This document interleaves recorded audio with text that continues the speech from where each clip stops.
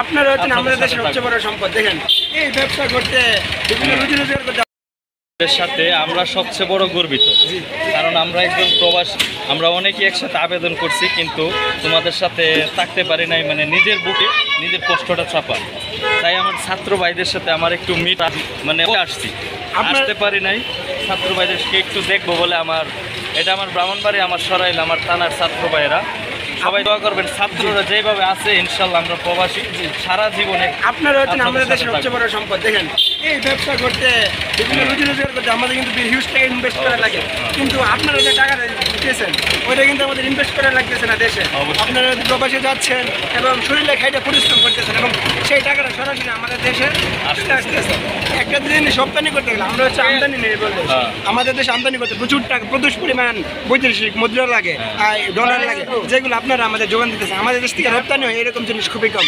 চা পাতা, কাপড়, চিংড়ি মাছ, এই কয়েকটা জিনিসের বাইরে কিন্তু আমাদের বৈদেশিক মুদ্রা আসার খাটটা কম। কিন্তু এই আমাদের দেশের যে অর্থনীতি পুরোটা আপনারা সচল রাখছেন, এই জন্য আমরা আপনাদের কাছে কৃতজ্ঞ। এবং আমরা যখন যুদ্ধে গিয়েছি স্বৈরাচার হাসিনার বিরুদ্ধে, ব্ল্যাকআউটে যাওয়ার পর আপনারা বাইরের দেশে আমাদের সবার প্রতিনিধিত্ব করছেন, কারণ তখন আমরা দেশ থেকে আমরা কোনো আন্দোলন করতে পারতেছিলাম, বিশ্বের যে সংবাদ মাধ্যম তাদের কাছে আমরা পৌঁছাইতে পারতেছিলাম না, কিন্তু আপনারা আমাদের সেই খবরটা তাদের কাছে পৌঁছাই দিয়েছেন। এবং আপনারা রেমিটেন্স বন্ধ করার কারণে অর্থনৈতিক চাপের মধ্যে পড়ে গেছে সরকার, এই জন্য আমরা এই সরকারের সহজ হারাইতে পারছি বলতে গেলে। কারণ আমরা 18 সাল থেকে সেই 2007-8 সাল থেকে 9 সাল থেকে আমরা তাদের নির্যাতন সহ্য করে আসতেছি। 14 সালে আমাদের মারছে, 18 সালে মারছে, 18 সালে 3 দফা মার খাওয়া হয়েছে, একবার গোটা আন্দোলন, একবার সড়ক আন্দোলন, আর একবার নির্বাচনের আগটাই। এরপরে গত নির্বাচনের আগে মানুষকে খুব মারা হয়েছে, কিন্তু আমরা তাদের পারতেছিলাম না, কারণ কি তাদের কাছে অর্থ ছিল, সেই জন্য আমরা তাদের দমায় রাখতে পারতেছিলাম না। কিন্তু যেই এখন একটা অর্থনৈতিক সংকট হয়েছে এবং আপনারা যখন সবার একত্রিত পোষণ করে ব্যাংকের মাধ্যমে টাকা দেওয়া বন্ধ করে দিয়েছেন, তারা আর্থিকভাবে শূন্য হয়ে গেছে, এই জন্য তাদের গদি ছাড়তে হয়েছে। এই জন্য আমরা সবাই ছাত্রদের সবার পক্ষে আমরা আপনাদের প্রবাসীদের কাছে কৃতজ্ঞতা পোষণ করছি। প্রবাসীরা আছে বরাবরের মতো ইনশাল্লাহ থাকবে সারা জীবন, আমরা কথা দিতেছি। ছাত্ররা যেইভাবে আছে সেইভাবে আমরা ছাত্রদের সাথে একমত, ইনশাল্লাহ থাকবো। তবে আপনাদের কাছে আমাদের একটাই আবেদন, আমাদের প্রবাসীদেরকে কোনো রকম ভাবে কোনো নির্যাতন যেন না হয়। আপনারা সব জায়গায় এখন থেকে আমরা অনেক অত্যাচার সহ্য করছি। আমরা প্রবাসী থেকে যখন বিশেষ করে এয়ারপোর্টে কালকে আসার সময় আমাদের অনেক লাঞ্ছনা হয়েছিল, কিন্তু এখানে আমি আন্দোলন করেছি, সেইখানে আমাকে অফিসার একটা নতুন করে দেওয়া হয়েছিল, সেখান থেকে আমাদের পাসপোর্টে সিল হয়েছিল, প্রথম সিল হয়েছিল। যাই হোক, সেটা এখন বাংলাদেশের পরিস্থিতির সাথে মিল হয়ে গেছে, আমাদের কিছু বলার নেই। এয়ারপোর্টে অনেক ধরনের টর্চার হয়, এহকাল পরকাল ইনশাল্লাহ আমরা যুবকরা যতদিন বেঁচে আছি, প্রবাসীরা তো ইনশাল্লাহ আপনাদের সাথে থাকবে।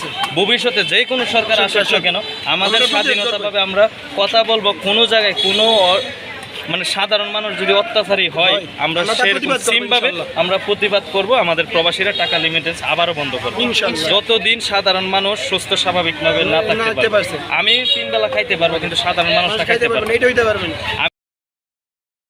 অবশ্যই অবশ্যই। আমি ভিডিওটা সবার সাথে, আমি ছাত্র ভাইদের সাথে নিতে চাই। আপনাদের গর্ব, আপনারা আমার গর্ব। আমি প্রবাসী ছাত্র ভাইরা, আমাদের কলিজার প্রাণপ্রিয় ভাইরা। তো আমি প্রবাসী অনেক আগে আবেদন করছিলাম, কিন্তু আসতে পারি নাই, গেছে কালকে আসছি বাংলাদেশে। তাই আমার মাটি সরাই, আমার বাড়ি কালীগঞ্জ। তাই এখানে আমার ছাত্র ভাইদেরকে আমার খুবই প্রয়োজন, তাই তোমাদের সাথে আমার একটু মিট করা দেখা। এখানে ছাত্ররা যা করছে তারা নিজের উদ্যোগে করছে, এখানে কোনো ধরনের রাজনৈতিক কোনো পলিটিক্স বা দলীয় পারপাস নাই, কোনো সংগঠন নাই, ছাত্ররা নিজেদের উদ্যোগে করছে। এখানে কোনো দলীয় নাই, আমি প্রবাসী, আপনি ছাত্র, আপনি যা আমি তাই। আপনার সম্মানে আমার সম্মান, আমার সম্মানে আপনার সম্মান। তবে আপনাদের প্রবাসীদের আমাদের অনেক অবদান, তবে আপনাদেরকে আমার একটা সেলুট দেওয়ার ছিল। না, আপনাদেরকে সেলুট, আমি সিলেক্ট করব, ছাত্র ভাইদেরকে আমি সিলেক্ট করব সবার সামনে। জনগণের খেয়াল রাখবেন দেশের উন্নয়নের জন্য, আমরাও ইনশাআল্লাহ অবশ্যই উন্নয়ন, আমরা দেশে করবো, আপনারা বিদেশে করবেন অবশ্যই। সকল ছাত্র ভাইদেরকে আমার পক্ষ থেকে সিলেট। আসসালামু আলাইকুম। ওয়ালাইকুম আসসালাম। আসেন এখন চলেন।